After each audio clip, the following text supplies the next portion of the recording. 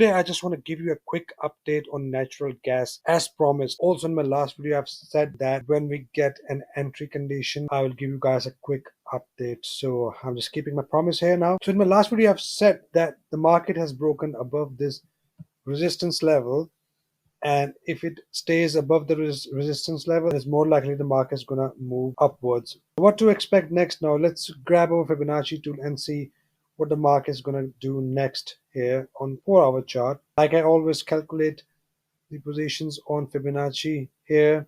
Let's quickly mark our buffer zone. So that's our buffer zone here. If the market comes back all the way towards between 5.008 towards 4.978.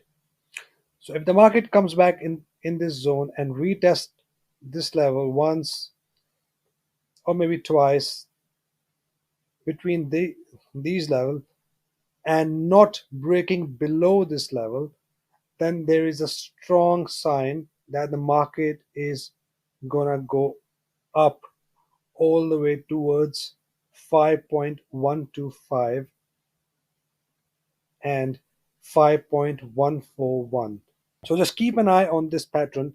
If the market rejects this buffer zone once or twice, then there is a strong buy signal and the market is going to go up